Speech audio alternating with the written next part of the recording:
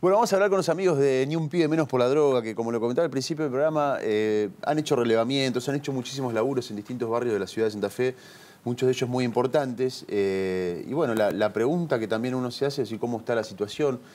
Hay un Estado que está más presente, ha ido mejorando la situación en los barrios de Santa Fe. Bueno, lamentablemente la respuesta es no. Me anticipo a eso. Se habla inclusive de una situación de emergencia en adicciones. Y vamos a charlarlo con Pablo Landó, que está con nosotros de Ni un pibe menos por la droga. Está también Virginia Colombo, del espacio El Rincón Cultural. Bienvenidos, ¿cómo les va? Hola, ¿qué tal? Lamentablemente la respuesta es no, digamos, ¿no? Lamentablemente.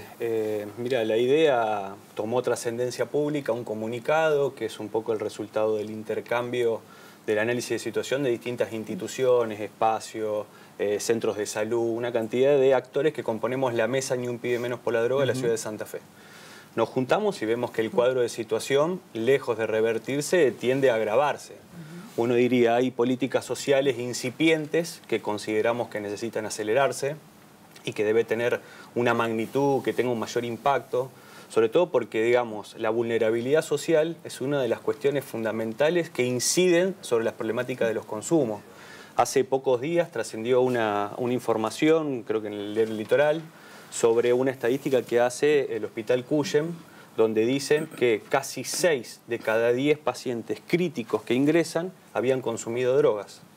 3 de cada 4 heridos por arma blanca o por arma de fuego habían consumido drogas y el 80% de ellos cocaína. Digamos, cuando hablamos de esta ciudad violenta que genera las movilizaciones de parte de sectores de nuestra ciudad y demás, esta es una de las problemáticas gravísimas, la vulnerabilidad social profunda a la cual están expuestos miles de jóvenes, de niños y de niñas que ven arrebatado su futuro, que no hay perspectiva de desarrollarse desde el punto de vista de la inserción educativa, del acceso a un trabajo genuino, de acceder gratuitamente a los espacios deportivos y culturales, a la sana recreación, y terminan en ese circuito, digamos, de violencia y de abandono de parte de las políticas públicas del Estado en sus propios barrios, con la oferta a veces más accesible del consumo o la venta de droga, que un cuaderno, una viroma, entrar a la escuela, una herramienta de trabajo. Ahora, ese es el problema. Hay un eje de discusión que es necesario plantearlo y que tiene que ver con una cuestión de oferta-demanda. Es decir, cuando, sobre todo en la provincia de Santa Fe, hablamos de narcotráfico y uno escucha a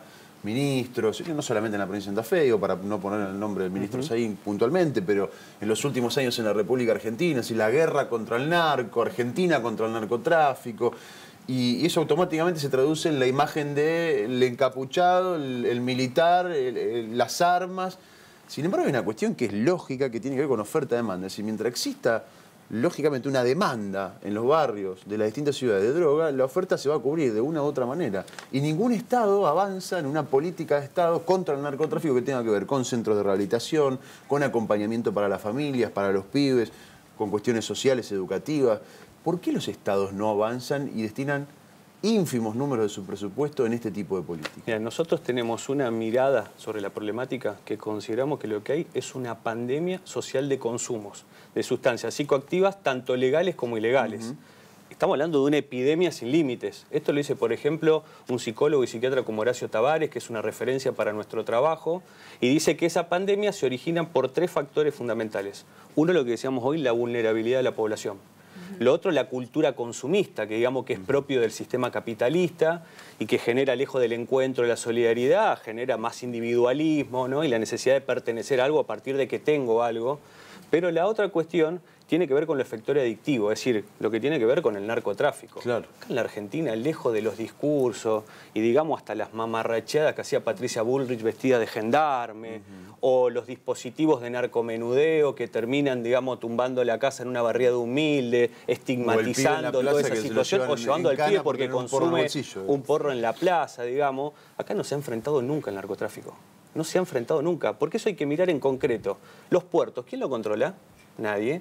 ¿Quién controla la desradarización que sufrió la Argentina durante todos estos últimos años? Nadie. ¿Quién habla de lavado de dinero? Nadie. Porque la guita de la droga hay que lavarla. Y nadie se mete con esta cuestión. La vez pasada se hizo una reunión en diputados, se hizo encuentro también con el ministro de Seguridad, con Marcelo Saín, donde Del Frade trabajaba e insistía con esta idea. Decía, la única palabra que nadie estuvo de acuerdo en incorporar es la idea de lavado de dinero. Porque esto tiene que ver con el trasfondo de enfrentar. Ese es un aspecto. Pero eso tiene que estar directamente ligado a construir oportunidades para la juventud. Si no se construye oportunidades desde una oferta educativa, que vaya al encuentro de los jóvenes, vuelva a la escuela. Hablando de estadísticas, el año anterior, el Hospital de Niños de Orlando La Ciudad también tiró una serie de estadísticas tremendas. Había aumentado un 55% del consumo en una franja etaria de 9 a 15 años, donde el promedio era los 12 años. Pero esto, lo peor, ¿sabes cuál es? Que 9 de cada 10 había abandonado la escuela. Claro. Y 9 de cada 10 vivía en situaciones de familia disfuncionales, o por ahí con la mamá, con el papá, con la abuela, o estaba institucionalizado. Tremendo. Es decir, esa es la situación de fondo. Tiene que haber, por un lado, políticas públicas que construyan oportunidades y una verdadera decisión política de frente al narcotráfico. Y además de todos los problemas que ustedes están mencionando asociados al consumo. Por un lado, la deserción escolar, por ahí algunos otros inconvenientes intrafamiliares también, como estabas mencionando. Digo, son un montón de problemas asociados al consumo desde edades tan tempranas, además. Estabas mencionando 9 años. Son Exactamente. Exactamente. Después vemos, estamos en una coyuntura de cambios de gobierno. Uno diría, llevan 2 meses en el gobierno, cambio en la ciudad, cambio en la provincia, cambio a nivel nacional. Por ejemplo, tuvimos acceso a la partida presupuestaria que va a tener el municipio de Santa Fe respecto al abordaje y prevención de consumos problemáticos. ¿Cuánto es? 1.800.000 pesos. 1 millón de... 1.800.000 pesos anual. Perdón, que es de un presupuesto... Uno diría, debe estar articulado con otro... A ver, ¿cómo te digo? Quiero creer que está articulado con otras áreas de otro ministerio para un abordaje más integral. Pero lo que es efectivamente es insólito. Digo, presupuesto que ya fue aprobado. Hemos tenido reuniones informales con ellos donde aparece una voluntad de trabajar y demás, toda la expectativa que se genera en un nuevo cambio de gobierno. Con Corral, el municipio de Santa Fe, como le dijimos más de una vez, no tenía ni un 0,800. Absolutamente nada. Acá había otra intención, pero en los números y en la plata, por ahí, digamos, terminan los discursos. Eso lo vemos con preocupación, creemos que eso hay que atender, hay que acelerar las cuestiones en el orden de la provincia. Es una buena noticia que continúa la agencia de prevención, la PRECOD. Hay que perseverar en las cosas que se hicieron bien y hay que corregir cosas que se hicieron mal, pero viene todo muy lento. Hay una agencia que no tiene aún director provincial, no hay un plan de trabajo.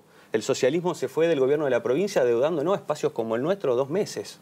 No se nos pagó en noviembre y diciembre de un dispositivo que lo que hace, construye oportunidades para los jóvenes. Ni siquiera se abonó esa parte.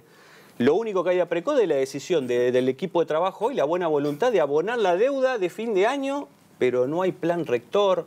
Digamos, vemos algunas cosas con preocupación. Eso es lo que señalamos, por lo menos como mesa, de que hay que acelerar y que hay que priorizar los recursos en lo que es las emergencias sociales y lo que tiene que ver con la emergencia en adicciones. Bien. Sí, por ahí, en el sentido de que él trabajaba en esto, en por qué declaramos, nosotros decimos que estamos en una situación de emergencia y en eso acompañamos desde el Centro Cultural y en realidad, de paso, corrijo, nosotros éramos el Centro Cultural y Deportivo Ni un Pie Menos por la Droga, hace poquito le cambiamos el nombre al Rincón Cultural, seguimos perteneciendo a la mesa y al Movimiento Nacional Ni un Pie Menos por la Droga porque entendemos que es una consigna de lucha que va en este sentido de que hoy en día los consumos y las sustancias se nos llevan todos los días los pibes y en eso todo esto, como planteaba Pablo, lo vemos día a día en nuestra institución en el que la demanda espontánea crece cada vez más, lejos de mejorar la situación, como vos decías al principio, estamos sumamente preocupados, o sea, nuestra institución y lo compartimos con el resto de las organizaciones que trabajan en la problemática, en que hoy en día espontáneamente recibimos todos los días familiares, principalmente con pibes y pibas cada vez más chicos, que los consumos arrancan entre los 7, los 9, los 11 años y que se presentan pibes y pibas de 20 años con ya un deterioro muy avanzado en el que es muy difícil trabajar y a su vez nos pone a las organizaciones que trabajamos en la problemática a dar la respuesta que el Estado no está dando, porque hoy en día no nos queda más que decirle al pibe, bueno, dirigite al centro de salud. Los centros de salud, con toda la buena voluntad que tienen, están totalmente desbordados. También nos plantean la misma preocupación de que hay centros de salud que hoy en día, nos contaban las mismas trabajadoras, no tienen vacunas. O sea, entonces en eso principalmente es una preocupación de cómo el Estado empieza a dar respuesta a esta situación tan alarmante, ¿no? ¿Cuál es la situación más crítica que te ha tocado vivir en relación a alguno de los casos que les han llegado? Y no sé, no podría elegir una. O sea, nosotros principalmente, como decía Pablo, somos un dispositivo de salud mental enmarcado dentro del programa CAC, que es de Casa de Atención y Acompañamiento Comunitario de Cedronar, y nuestro trabajo está enfocado principalmente en el aspecto preventivo, en poder trabajar esto de generar espacios culturales, deportivos, en donde le podamos por lo menos robar algunas horas a los pibes de la calle. Y no enfocado tanto en la asistencia porque no tenemos los recursos para hacerlo, pero quieras o no, nosotros somos los que tenemos que terminar dando la respuesta, ¿no? Y en esto, a Precol, como decía Pablo, vemos con buenos ojos que continúe, porque hasta hace 2 semanas no sabíamos ni siquiera si continuaba la agencia o no. Y con la gestión anterior, con diferencias y todo, siempre teníamos muchos canales de diálogo, teníamos un teléfono al que levantar y llamar. Hoy en día la gente deambula, ese es el peor problema, que los padres, y lo más desesperante de que los padres y la mayoría de las veces las mamás, que son las que se acercan con los pies a nuestra institución, están cansados de deambular por 800.000 lugares y que te terminan diciendo es hoy, él se quiere recuperar hoy, ella se quiere recuperar hoy y sabemos que es hoy y que para ese pibe hoy y esperar se le puede ir la vida en esperar un mes, se le puede ir la vida en esperar 2 días. Es así lo desesperante o lo más dramático, más allá de una situación en particular por ahí. Pablo, Virginia, muchas gracias por venir. Bueno, muchas gracias. Gracias a ustedes por la invitación, por siempre ayudarnos a poner estos temas en agenda. Nos parece lo más importante. Yo siempre cito un laburo que hicieron ustedes en varios barrios de Santa Fe de consulta donde las conclusiones eran tremendas, digamos, que los pibes tenían acceso a comprar sustancias en la misma cuadra donde viven, la gran mayoría de ellos. El 90% de esa estadística que hicimos a mediados del año pasado, el 90% sabía que o en su manzana, o en su barrio, o en otro barrio de la ciudad, donde podía conseguir. Decíamos, 1 de cada 2 había recibido la oferta, para consumo o para venta, digamos. Bueno, fíjate vos, son tan dramáticos esos números como esto que decíamos del Cuyen, como el número de la Lacia. Sí, claro, y uno supone que esos números se han agravado. Y cuesta tanto que se comprenda a nivel de los funcionarios esta idea de que estamos en una situación de emergencia. A partir de reconocerla y de volcar recursos, ponernos a trabajar, avanzar en espacios institucionales con las organizaciones que vienen siendo parte. Nosotros como mesa, digamos, tiramos estadística, aportamos trabajo, sin embargo no somos convocados. Y muy buen trabajo. ¿Qué es lo que decimos? Poder ser convocado, aportar. Queremos aportar el granito de nuestra experiencia y a partir de ahí, bueno, empujar todo. En estas cosas hay una línea divisoria, los que trabajan frente a la problemática y los que no. A partir de ahí estamos a disposición. Gracias por venir. Gracias a ustedes.